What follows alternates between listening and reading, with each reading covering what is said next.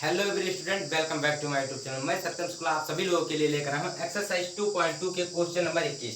देखिए question number 21 क्या कह रहा है। सत्यापित कीजिए कि 3 -1 और -1/3 त्रिघात बहुपद 3x³ -5x² -11x -3 के मूल है। तब इसके मूलों और गुणांकों के बीच संबंध की सत्यता की जांच कीजिए। तो सबसे पहले आपको क्या दिखाना है कि ये जो 3 -1 है ये इसके मूल है या नहीं है। तो आप क्या करिए, इस बहुपद में x के स्थान पर 3 रखिए। अगर बहुपद का मान 0 आता है तो ये मूल है, अगर 0 नहीं आता है तो मूल नहीं है। तो यहाँ पर सोल्यूशन आप देख लीजिए 21 नंबर का क्या करना है। x बराबर आप 3 देख लीजिए, 3 रख दीजिए। अब आप fx पर आप x के स्थान पर 3 रख दीजिए। तो यहाँ पर क्या है, fx दिया हुआ है 3x³ -5x² -11x और -3। अब आपको x के स्थान पर क्या रखना है, 3 रखना है। तो f3 क्या हो जाएगा, यहाँ पर 3 गुणे x के स्थान पर 3 रखना है, 3 का क्यूब हो जाएगा। -5 गुणे x के स्थान पर 3 रखना है और फिर 11 गुणे x के स्थान पर 3 रखना है -3।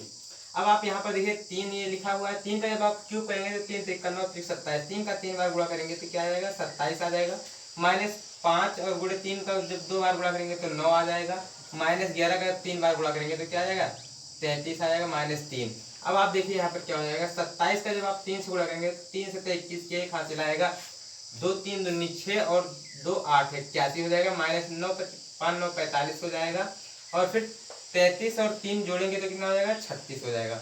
अब यहाँ पर आप देखिए 81 ये लिखा हुआ है, -45 और 36 से जोड़ेंगे तो 81 आएगा। 81 81 कट जाएगा, यानी मान आपका क्या आ गया, 0। यानी आपका अगर f3 अगर आपका 0 आ जाता है तो जो ये मूल है 3, ये क्या है, इस बहुपद के मूल है। इसी प्रकार आप -1 और -1/3 तक कर चेक करेंगे तो मान आपका क्या आ जाएगा, 0 आ जाएगा।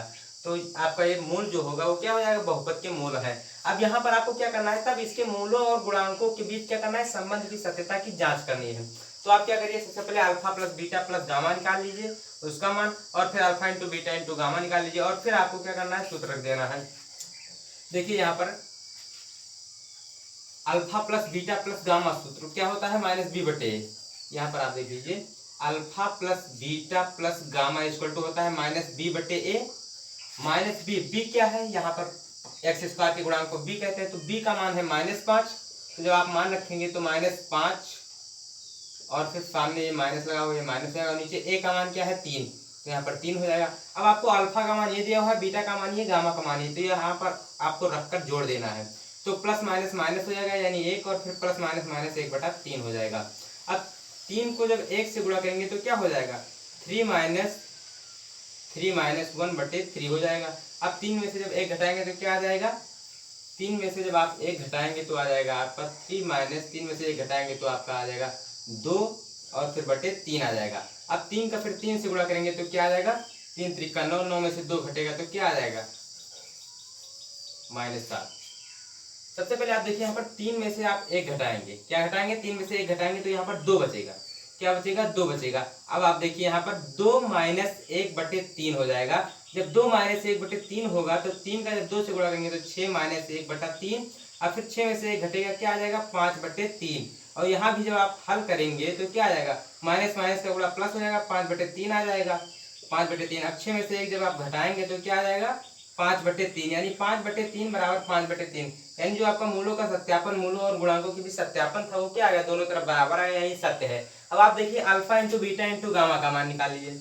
Alpha into beta into gamma बराबर क्या होता है, -d/a। ये सूत्र होता है। अल्फा का मान दिया हुआ है 3 गुणे -1 गुणे -1/3 दिया हुआ है। अब -d का मान क्या दिया हुआ है, -3। जब d के स्थान पर आप -3 रखेंगे तो -3 का जब आप गुणा करेंगे, a के स्थान पर क्या है, 3 है। अब 3 से 3 कट जाएगा, -1 का -1 से गुणा करेंगे तो +1 आ जाएगा। यहाँ माइनस माइनस का गुणा क्या हो जाएगा, 3/3। 3 से 3 काटेंगे तो क्या आ जाएगा, 1 आ जाएगा। यानी दोनों पक्ष क्या है, बराबर है। तो ये मूलों और गुणांकों के बीच के संबंध की सत्यता की जांच हो गई। अगर दोनों पक्ष बराबर आता है तो संबंध सही है, अगर बराबर नहीं आता है तो संबंध क्या हो जाएगा, गलत हो जाएगा। इसी प्रकार आप निकाल लीजिएगा कौन सा, alpha beta plus beta gamma, alpha beta plus beta gamma plus gamma alpha बराबर क्या होता है, c/a होता है। अब अल्फा बीटा यानी क्या करना है, अल्फा का मान दिया हुआ है 3 और बीटा का मान दिया हुआ है -1 और फिर प्लस बीटा का मान क्या दिया हुआ है, -1 और फिर गामा का मान दिया हुआ है गुणे -1/3 दिया हुआ है।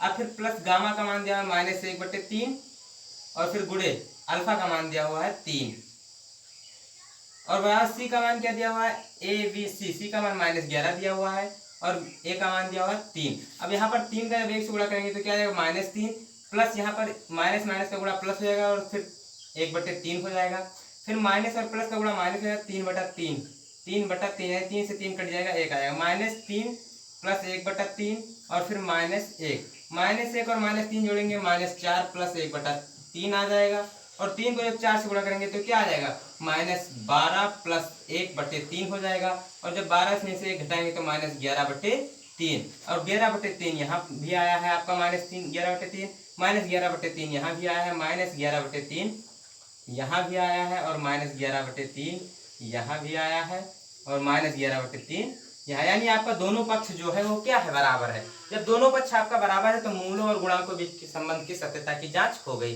अब हम अगले वीडियो में मिलेंगे नए क्वेश्चन के साथ, तब तक के लिए धन्यवाद।